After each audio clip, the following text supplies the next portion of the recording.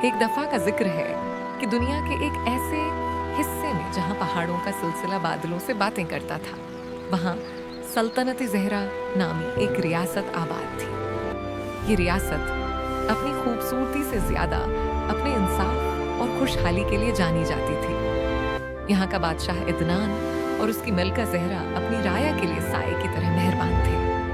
लेकिन इस अजीम सल्तनत की असल मुहाफिज और मुस्तकबल की उम्मीद उनकी अकलौती बेटी शहजादी रमशाल थी। रमशाल कोई आम शहजादी नहीं थी जो महल के रेशमी पर्दों के पीछे छिपकर बैठे।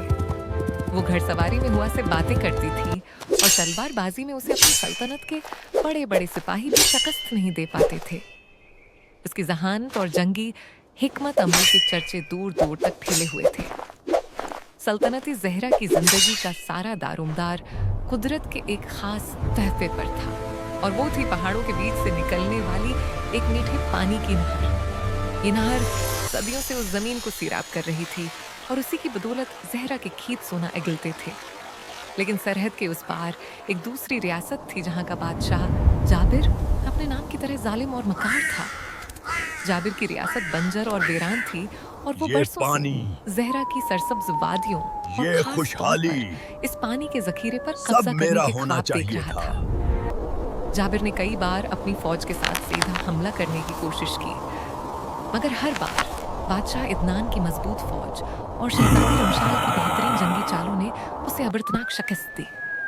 अपनी मुसलसल नाकामियों के बाद जाबिर समझ गया कि वो रमशाल और इदनान को मैदान जंग में नहीं हरा सकता। उसके सीने में हसद और बदले की आग भड़क रही थी। इस बार उसने कसम खाई कि वो तलवार से नहीं बल्कि एक ऐसी शैतानी चाल से हमला करेगा कि ज़हरा के बहादुर सिपाही तलवार उठाने के काबिल ही न रहेंगे। जाबिर ने अपने महल के खफिया तहखाने में अपने वफादार जासूसों और इंजीनियर्स को तलब किया। नक्शा मेज पर फैलाया गया और जाबिर ने अपनी खंजर की नोक सल्तनत ज़हरा की तरफ जाने वाले पहाड़ी सिलसिले पर रखी। उसका मंसूबा इंतहाई खौफनाक था। उसने फैसला किया कि वो सल्तनत ज़हरा की शहरक काट देगा, यानी पानी बंद कर देगा। मंसूबा ये था कि पहाड़ों की बुलंदी पर जहां से नहर शुरू होती है, वहां रात के अंधेरे में भारी चट्टानें गिराकर पानी का रास्ता मुकम्मल तौर पर हमेशा रोक के दिया लिए जाए। बंद कर दो। इस रात जब चांद बादलों में छिपा हुआ था, जाबिर के भीजे हुए सैकड़ों मजदूर और सिपाही खामोशी से इस दुश्वार गुजार पहाड़ी रास्ते पर पहुंचे। जल्दी करो। उन्होंने कई घंटों की जानलेवा सुबह होने से मेहनत के पहले। बाद बड़ी बड़ी चट्टानें और मट्टी के तोदे नहर के दहाने पर करा दिए। ये काम इतनी महारत और मजबूती से किया गया कि पानी का एक कतरा भी आगे न जा सके। पानी पहाड़ों के पीछे कैद हो गया और नहर, जो ज़हरा की जिंदगी थी, सूखने लगी। अगली सुबह जब सूरज तुलुआ हुआ तो सल्तनत ज़हरा में एक अजीब सी खामोशी थी। किसान जब अपने खेतों में पहुंचे तो उनके पैरों तले से जमीन निकल गई। नहर, जो कल तक शोर मचाती बह रही थी, अब वहां सिर्फ गीली रेत और कीचड़ बाकी था।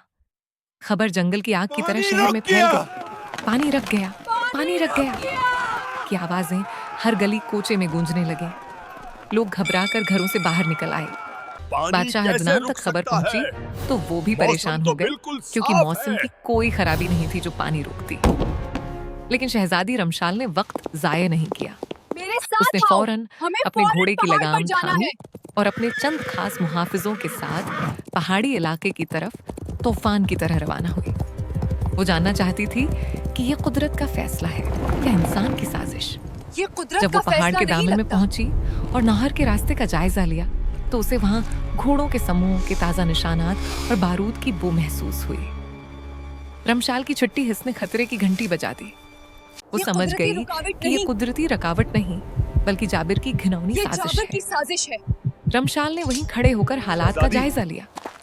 इसके साथियों ने कहा कि हमें फौरन ये पत्थर हटाने चाहिए। लेकिन रमशाल ने उन्हें रोक दिया। उसने कहा, रुक जाओ। नहीं, ये एक जाल है। है। जाबिर जानता है कि हम यहाँ आएंगे। उसने यकीनन यहाँ अपने तीर अंदाज छिपा रखे होंगे। हमें पहले अगर दुश्मन को हमने अभी गाफिल करना पत्थर होगा। हटाने की कोशिश की तो हम वापसी मारे चलो। जाएंगे। हमें पहले दुश्मन को गाफिल करना होगा और फिर सांप का सर कुचलना होगा। रमशाल भारी दिल के साथ वापस महल की तरफ बढ़ी।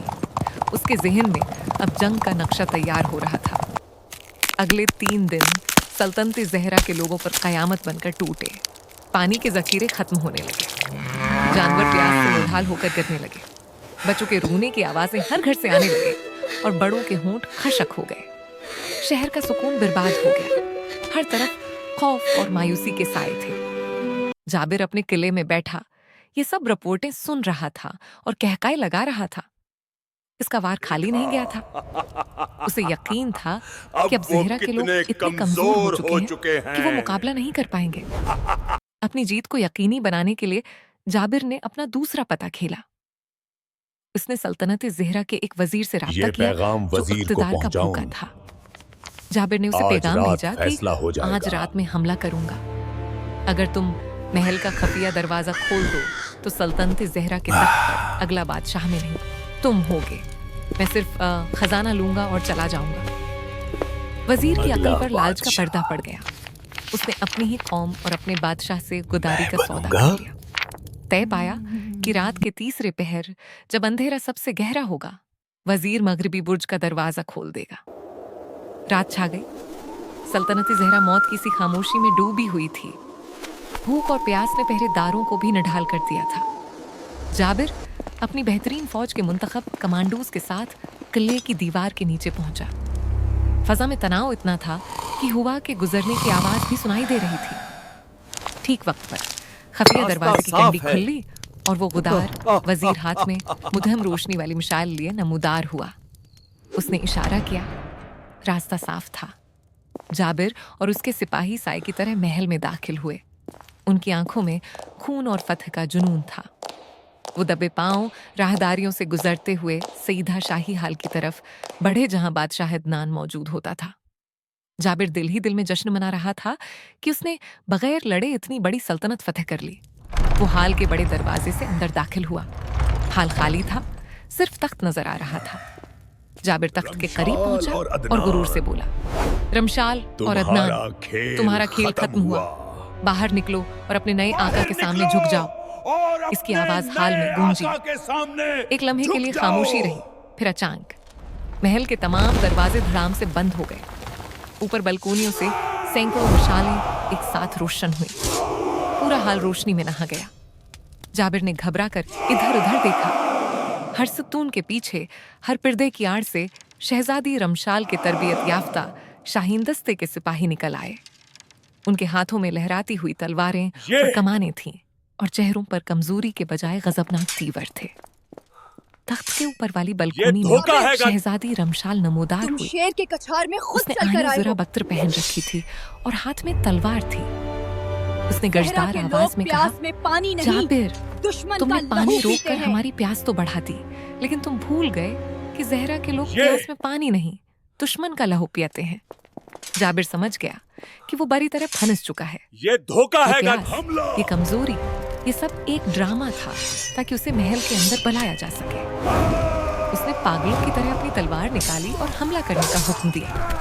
एक जबरदस्त जंग छिड़ गई। तलवारों की टकराने की आवाजें, ढालों की गूंज और सिपाहियों की ललकार से महल का दर वो दीवार लर्ज उठा। जाबिर के सिपाही फंस चुके थे। वो भागना चाहते थे मगर हर रास्ता बंद था। शहजादी रमशाल खुद रस्सी की मदद से नीचे हाल में उतरी और सईदा जाबिर का रख किया। दोनों के दरमियान जिंदगी और मौत का मुकाबला शुरू हुआ। जाबिर ताकतूर था और गुस्से में बुफरा हुआ था, लेकिन रमशाल की फिरती और महारत कमाल की थी। रमशाल ने जाबिर के हर वार को अपनी तलवार पर रोका और फिर बजली की तेजी से जवाबी वार किया।